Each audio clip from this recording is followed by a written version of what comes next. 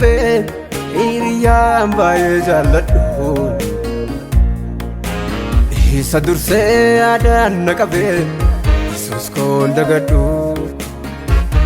har'a ka'een barfayyaatti ittiyuu hidhame inni na qaabes na gadhiise hidhaan koo hiikame gaafa kufee na bira darbe hiriyyaan baay'ee jaalladhu isa dursee aadaan na qabe Yesuus koon dagadhu har'a ka'een barfayyaatti ittiyuu hidhame inni na qaabes na gadhiise hidhaan koo hiikame inni na qaabes na gadhiise hidhaan koo hiikame inni na qaabes na gadhiise hidhaan koo hiikame inni na qaabes na gadhiise hidhaan koo hiikame inni na qaabes na gadhiise hidhaan koo hiikame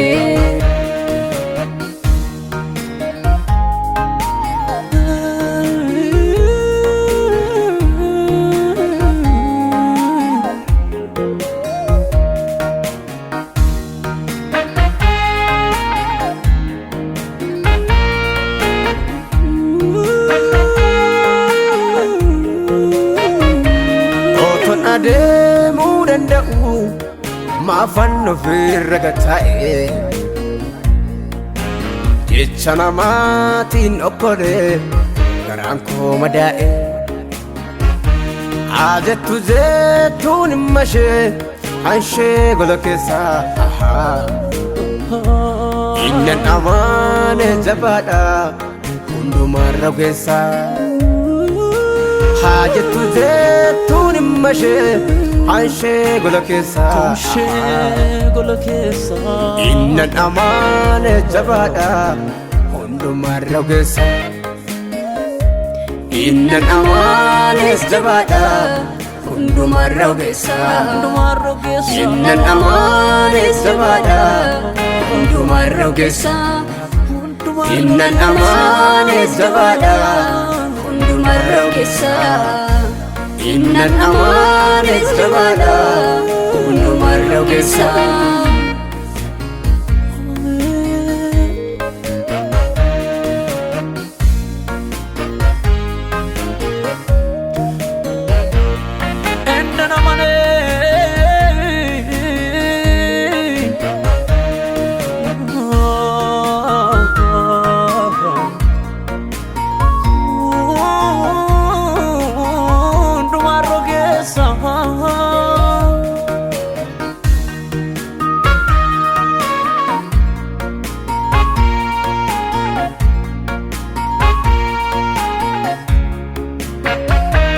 inni koo maaliif nattaadha qarrifaasaa ciniinnate Yesuustu keessaa na baase maqaasaan faarsa burraaqe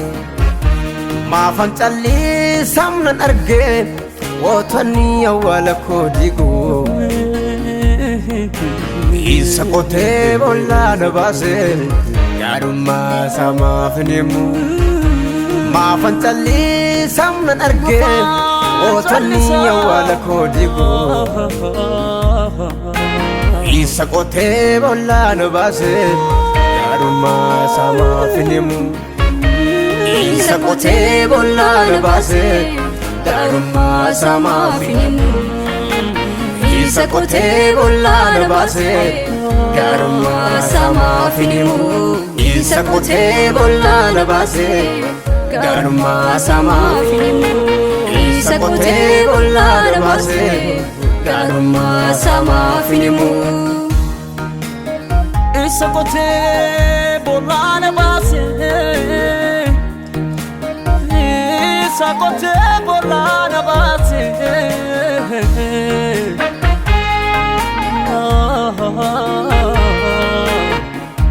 gaarummaa isaa maaf hin himu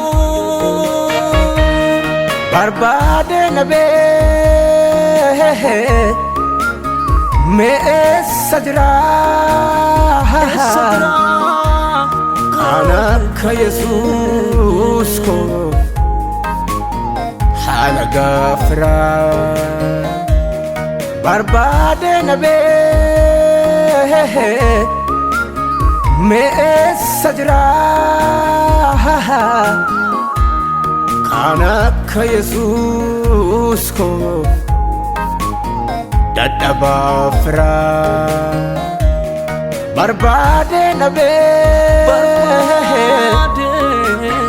meessa jira kan akka Yesuus koo dadhabaa